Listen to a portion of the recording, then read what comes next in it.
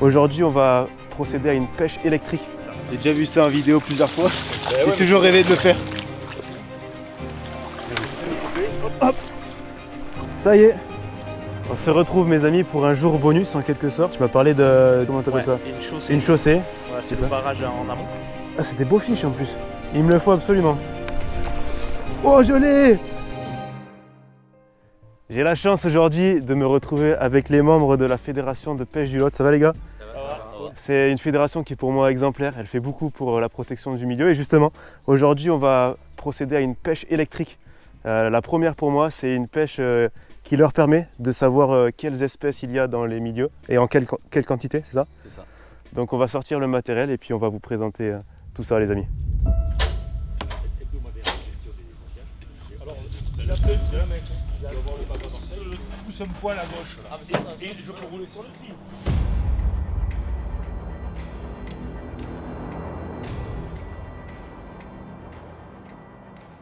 Laurent Frédéric, je suis responsable technique à la Fédération du Lot pour la pêche et la protection du milieu aquatique.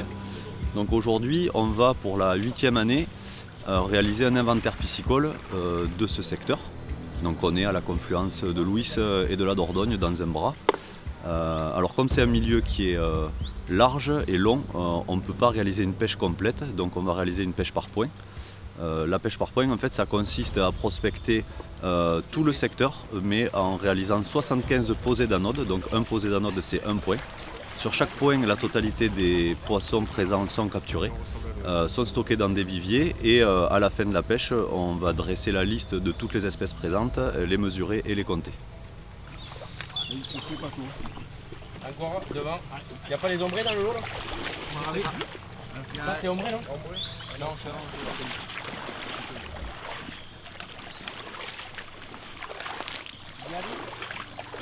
20 de profondeur. 20 de profondeur. Ah bien. Allez, 25, arbre C'est joli. Galé. Juste là. Il a été pris... Alors.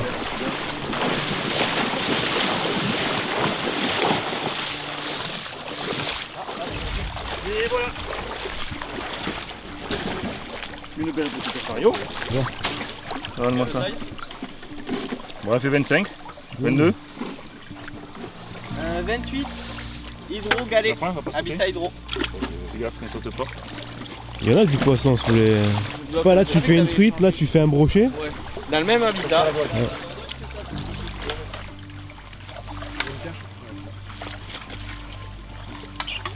vais la faire, je vais pas. Petit cercle, on sait jamais si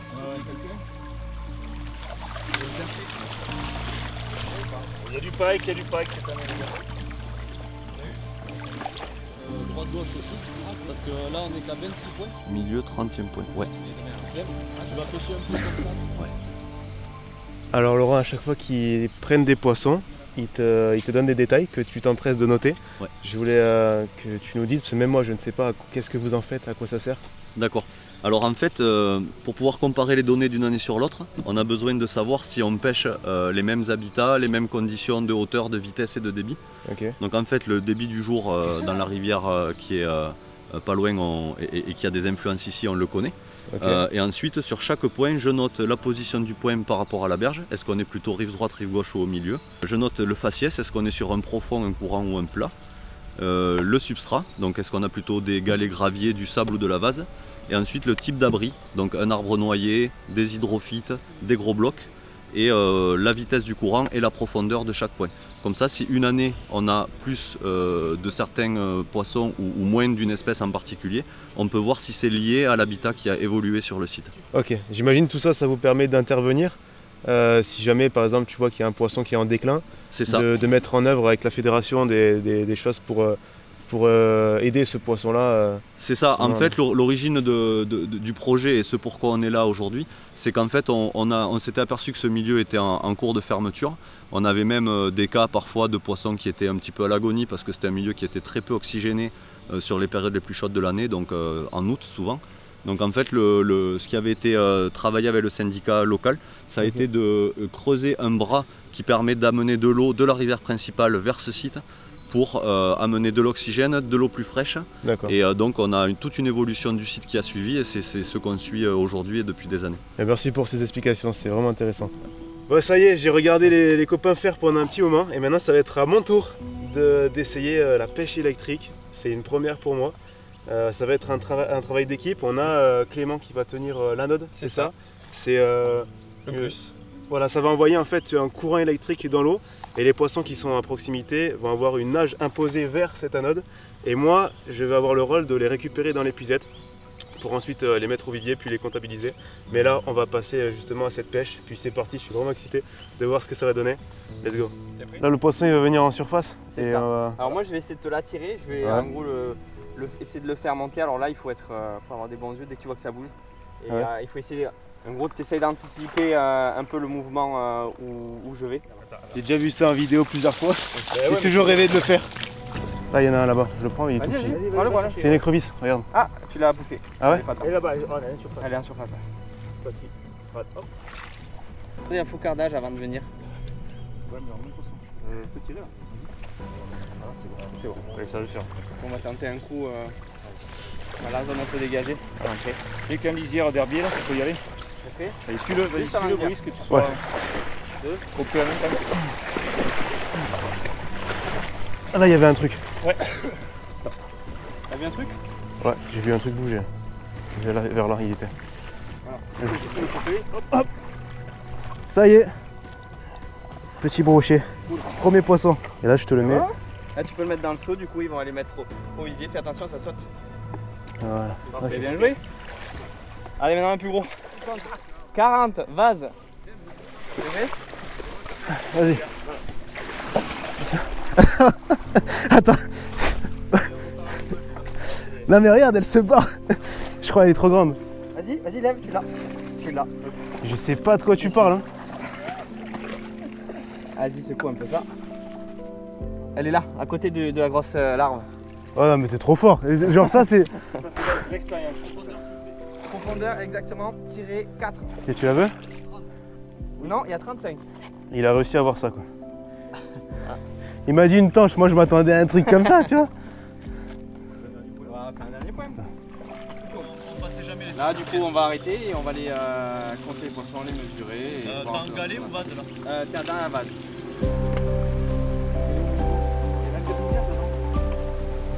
Ah oui, il y en a pas mal en Si plus. c'est venir pour critiquer notre île, à un moment donné, on va préparer les sandwichs quoi.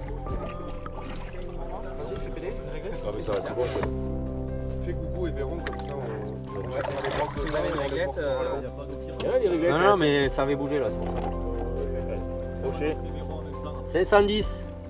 510.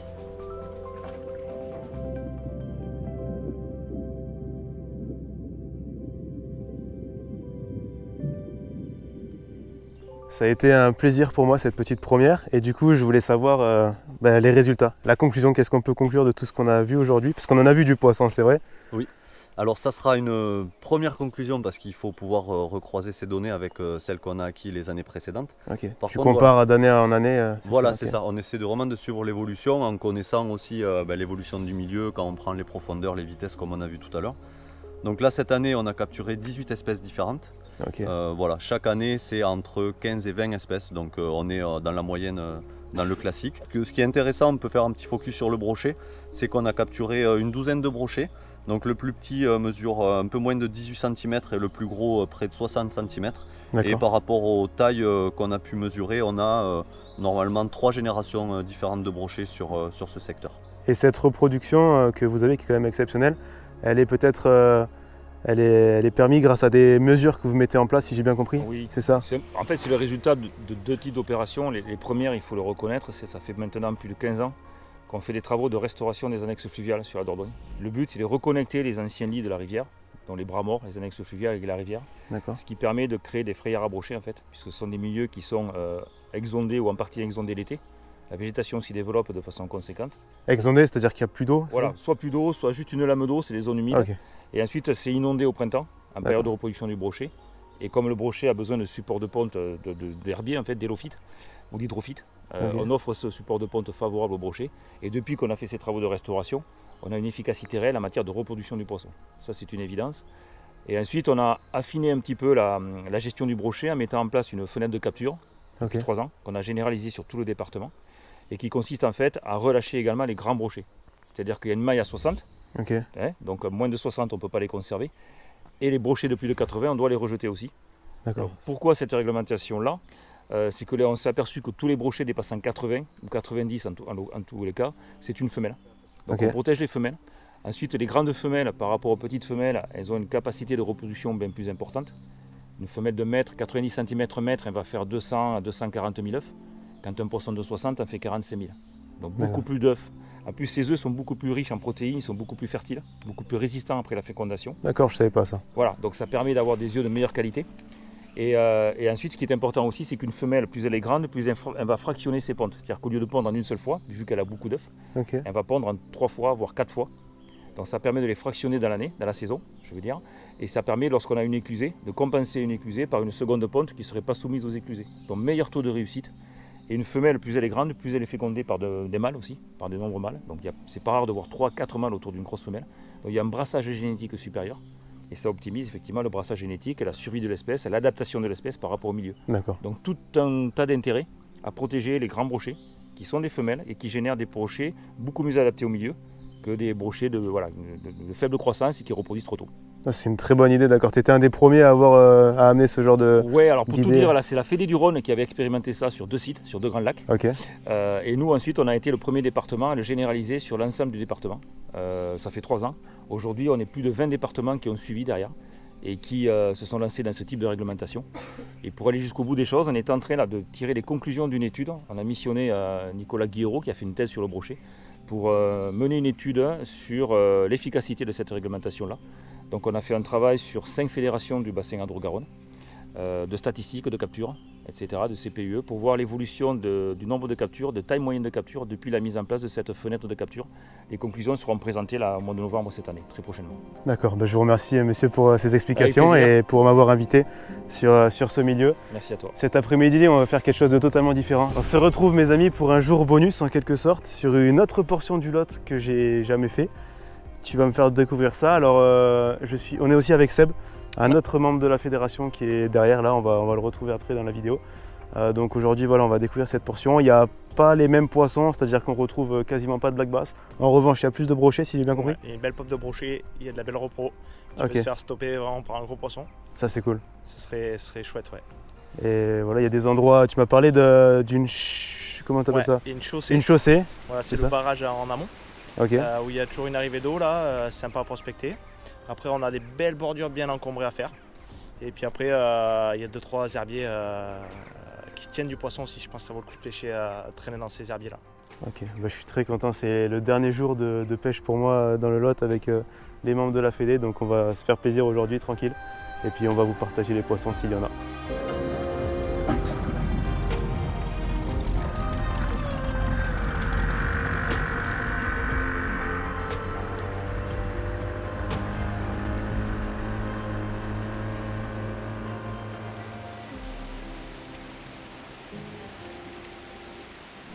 Bon mais là Brice, je t'invite à aller faire une chaussée. Ça fait toujours une chute d'eau, il y a un joli débit en plus là. Donc il y a beaucoup d'oxygène, souvent il y a des poissons qui montent chasser. On va aller la faire, on va la prospecter méthodiquement. Et puis si elle est éteinte pour l'instant, on reviendra la faire à un moment dans la journée et il y a de fortes chances qu'elle s'allume et qu'on fasse quelques touches là-dedans. Je t'embarque ?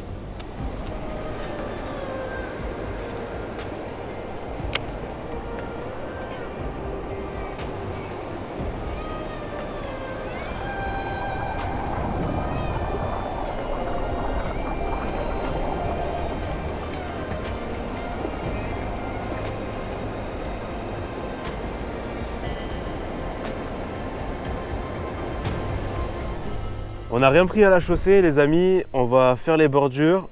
C'est des zones hyper encombrées, c'est vraiment sympa à pêcher, vachement en power fishing. Ce qui est bien c'est qu'on est deux, du coup on va mettre tous les deux des leurres différents puis on verra ce qui pourra marcher le mieux. C'est ouf que je pète pas une perche avec ça. Quand je pêchais le brochet c'était toute là. Maintenant tu mets le leurre à perche, il n'y en a plus une.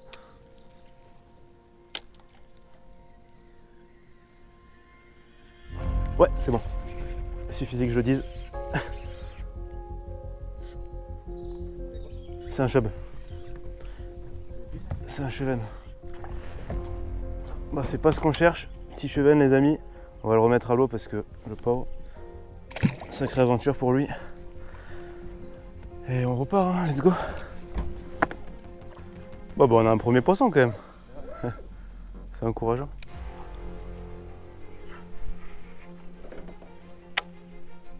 Ah ouais, il est juste après là, ouais.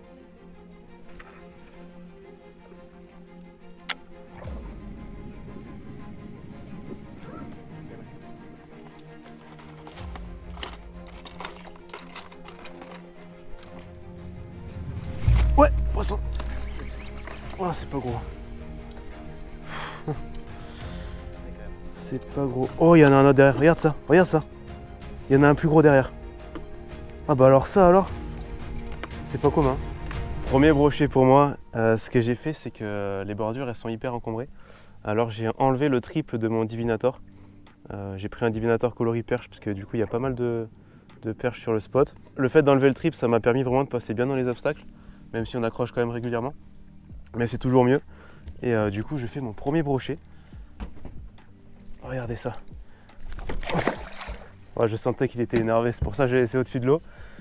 Et puis c'est encourageant, même si c'est pas un gros poisson, ça permet de commencer à se mettre en action. Très confiant au niveau du divinator. Comme on pêche vraiment dans les obstacles, le fait d'avoir une palette derrière le leurre, ça le fait déjà se repérer de plus loin. Puis ça peut les pousser à attaquer. Donc je suis assez confiant sur ce truc, on va continuer avec ça.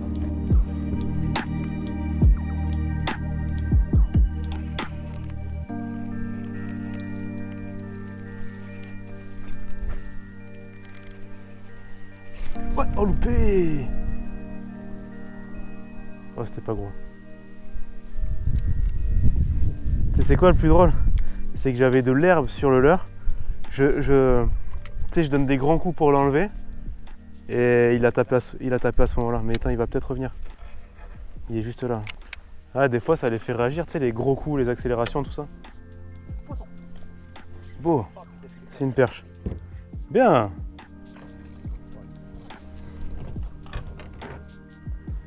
Yes!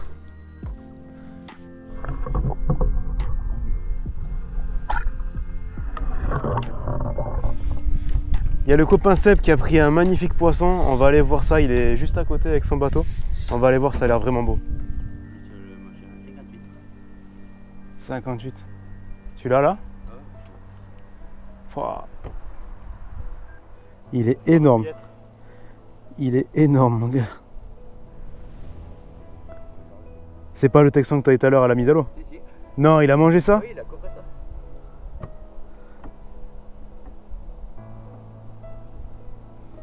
Allez.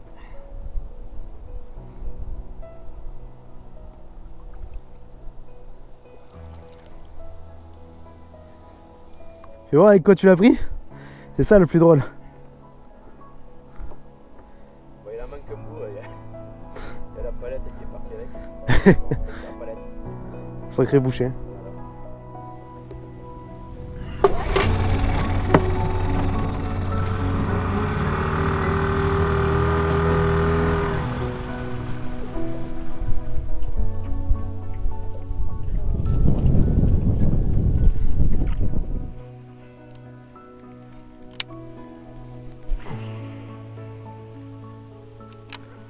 J'ai mis un jerk.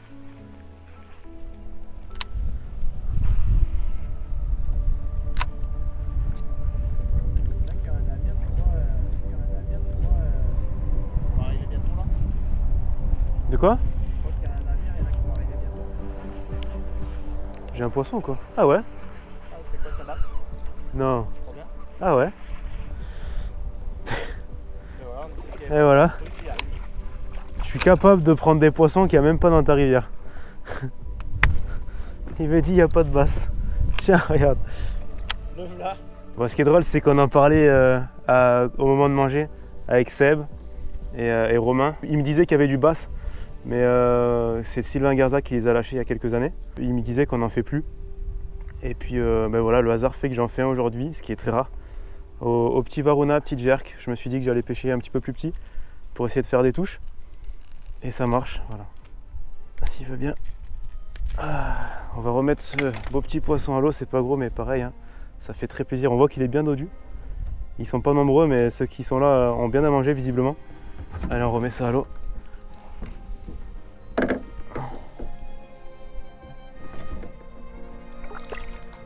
Parfait. Yes! Oh, je l'ai! Je l'ai! Ah, c'est énorme! Il est complètement fou ce brochet. Il est incapable de se piquer par contre, je comprends pas. J'ai les attaques au ralenti, c'est vraiment sympa. Regarde ça! Regarde ça! Regarde, le leurre est devant, on est d'accord? Ouais. Là, je vois plus le leurre. Ah non, il l'avait, hein. Mais il est incapable de se piquer. Bon, pour la petite histoire, on est au milieu d'un herbier et on prospecte. Moi, j'étais au spinner et Romain est en surface. Il s'est pris une touche de brochet. Et du coup, j'ai pris la caméra pour essayer de prendre les touches en zoomé au ralenti. Et le brochet est revenu, on a des touches de ouf, mais le truc c'est qu'il n'arrive pas à se piquer. Il va essayer de le refaire, puis on va penser sterber parce que visiblement, il a du potentiel. Ça faisait quoi, 65 quand même?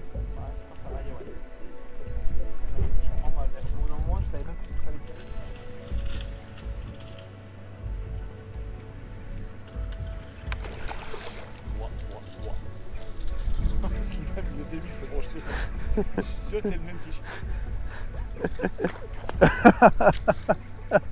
Il est complet. Attends, je le veux celui-là. C'est mon chouchou. Il me le faut absolument.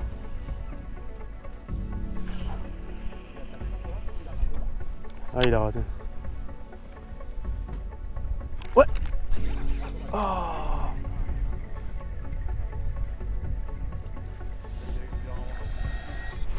Ouais, là oui. C'est un truc de fou, hein. Et attends, le connaissant, il peut revenir encore. Ah, je pense, hein. Ouais, c'est le même. Je vais mettre un popper.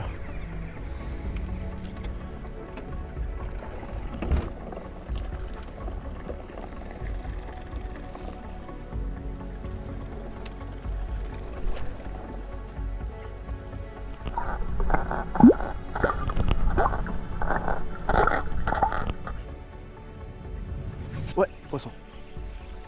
Ah, elles sont là. Hein. Ouais, on les avait vues chasser. Ah, c'est des beaux fiches en plus.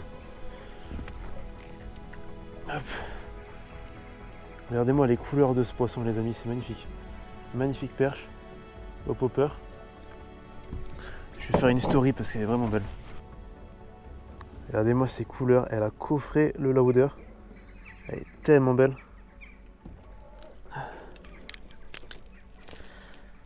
On va le remettre à l'eau. Regardez-moi ces couleurs, c'est magnifique. J'adore. On va continuer. En fait, on les avait vus chasser au loin et je me suis dit que j'allais passer sur le popper. Ça avait bien marché avec Clément déjà. Ouais. Elles sont pas vraiment en plein eau parce qu'en fait, il y a un herbier qui est tout là.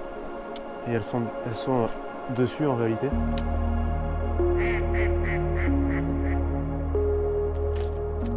Ah bah nickel. Enfin nickel. Grand mot, mais ça va. Bon, on voit que c'est le coup du soir.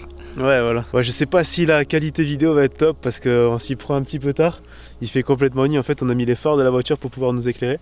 Mais je tenais vraiment à faire une conclusion de tout le séjour parce que dans cette vidéo, vous avez retrouvé pêche sur le Lot. Vous avez retrouvé aussi une pêche électrique, une première sur la chaîne, chose que je ne vous avais jamais montrée puisque même moi, je l'avais jamais vécu. Et puis, je te remercie d'ailleurs pour cette découverte. Bah, c'est moi qui te remercie d'être venu. Avec plaisir. Écoute, merci d'être venu sur le Lot, sur notre Quercy. Tu as fait des belles portions de rivière avec de la pêche, de la réussite, des échecs et tout, mais des belles tranches de vie en tout cas. J'espère que ça t'a plu. Je me suis régalé. Honnêtement, c'était une grosse découverte pour moi. Et ouais, c'était cool. Après, t'es tombé quand même sur une période anormalement chaude. Hein. Là, on est tout début octobre, on a encore des plus de 30 degrés. C'est hallucinant. Mais bon, j'imagine que c'est un peu partout pareil en France. On a pris des belles occasions quand même et tout. C'était chouette.